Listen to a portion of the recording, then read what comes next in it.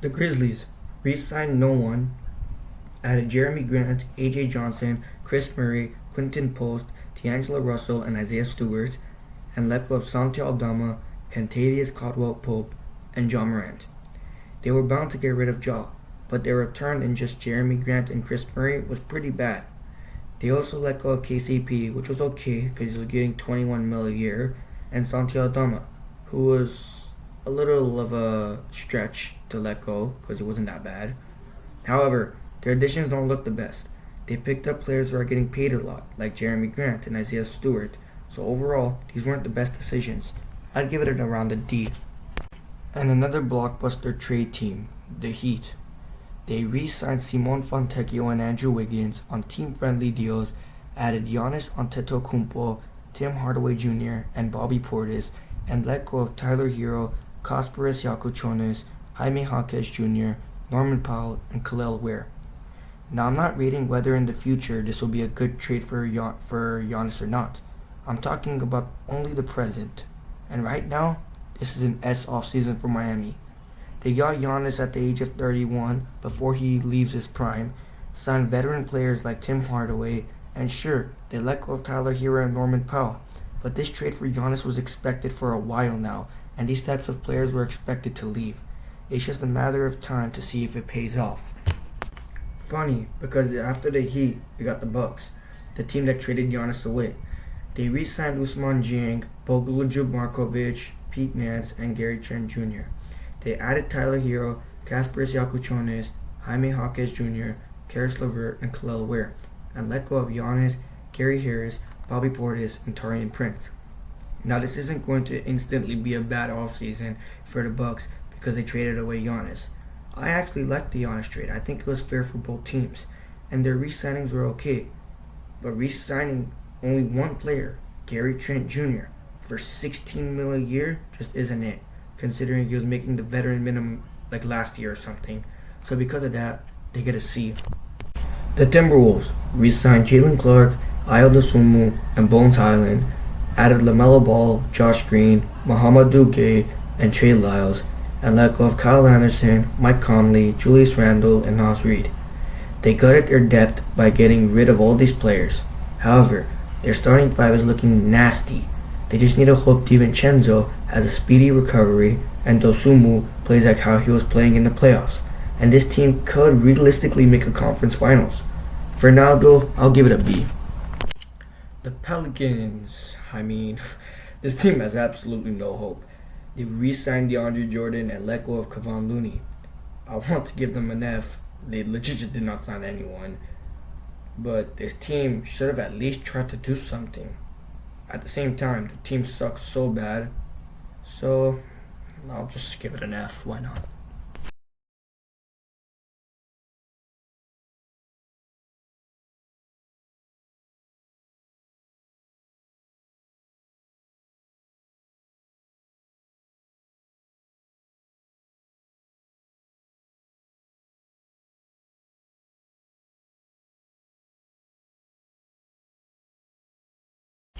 Going from one of the worst teams to one of the best teams, we got the Knicks.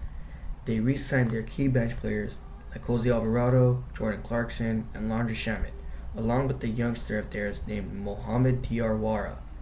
They added Andre Drummond and had to let go of Ariel Hookforty and Mitchell Robinson.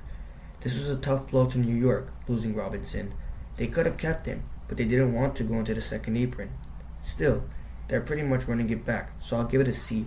Because hey, they're running it back with the same roster that won them a ring. The Thunder re-signed Kenrick Williams and Isaiah Hartenstein. They added Spencer Jones and let go of Brandon Carlson, Lou Dort, Isaiah Joe, and Aaron Wiggins. As much as people want to say, this was a horrible offseason for OKC, they let go of so many people. Yeah, they did it to prevent penalties because of having so much salary cap. Plus, besides Lou Dort, they don't even play those other people. And Casey Wallace is almost the same level of defender as Dort, so he's going to move up to the starting position. The Thunder basically are running it back as well, so just another C.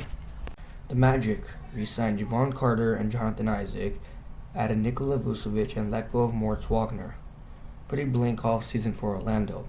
but considering they have Paulo and Franz as young players who haven't even hit their primes yet, they should have tried to do something to help them, so I'm gonna give it a D. After the Magic, probably the best team in free agency this offseason, the Philadelphia 76ers. They didn't re-sign anyone, added Jaylen Brown, LeBron James, Anthony Simons, Dean Wade, Ariel Hukporty, and Kentavious Caldwell-Pope, and let go of Paul George, Andre Drummond, Quentin Grimes, and Kelly Oubre Jr. I haven't personally seen an NBA team get 2 All-Stars in a free agency since the Clippers back in 2019. I might be mistaken, but that's the last time I can remember. This 76ers team have a legit All-Star team now. Like, the starting 5 contains 4 players in the top 30 in the league, in my opinion. 4 players. Tyrese Maxey, Jaylen Brown, LeBron, and Embiid. And VJ Edgecombe will get there soon. This is the easiest S in the rankings. Just LeBron and Jaylen Brown alone going to this team makes it an S. The other additions are like bonus points. Their bench also improved. They just need a backup center, and they're winning it all next year. Next up, the Suns. They re-signed Colin Gillespie, Jordan Goodwin, and Mark Williams. They added Miles Bridges and Luke Kennard, and let go of Grayson Allen and Royce O'Neal. Decent offseason for Phoenix. I like the Luke Kennard signing. He shoots lights out. Don't know about the Miles Bridges trade. It's kind of a coin toss. But so far, I'd give it a B. The Trailblazers. They re-signed Robert Williams III, added Brandon Carlson, John Morant, and Micah Potter, and let go of Jeremy Grant, Chris Murray, and Matisse Thybulle. I'd give this an A. They gave up almost nothing and got Ja. This team is going to be a crazy dark horse next year. Either they win 35 games and don't even make the play-ins, or shock everyone and win 45 to 50 games and get a 6 seed or something. After them, the Kings. It's just an F. You can tell they're tanking. They re-signed Precious Achiuwa and Daquan Plowden and let go of one of their youngsters. Feel happy for him because he left his team before he gets depressed over winning like 25 games.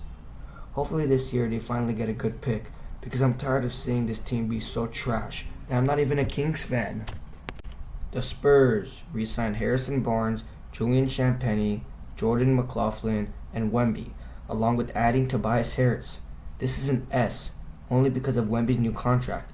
He's getting paid like $50 million a year. MVP player getting paid $50 million a year is crazy, along with the fact that they lost no one and added Tobias Harris to probably start. This team is going to look scary in the next few years, and because of Wemby's contract, they'll be able to resign both Dylan Harper and Stephon Castle in the foreseeable future. After that, the Raptors. They re-signed Elijah Martin, added Kyle Anderson and Kawhi Leonard, and let go of Grady Dick, Brandon Ingram, and Sandro Mamukelashvili. This is an A offseason for Toronto.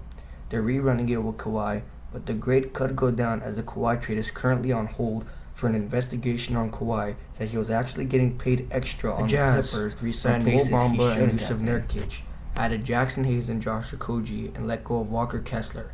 This is a C for Utah, and it would have been lower, but they got four first-round picks from the Kessler trade, so it's not all bad. But besides that, nothing really happened for them this offseason. And the last team, the Wizards. They re-signed Trae Young, got DeAndre Ayton and Chris Middleton, and let go of Jaden Hardy and D'Angelo Russell. This is actually an A for Washington. They gave the long-term deal to Trae. If you guys enjoyed this video, so hit that like and subscribe button. And God, Chris enjoy making this type of content for you guys. I hope you guys enjoy it as much as I do. But besides that, peace.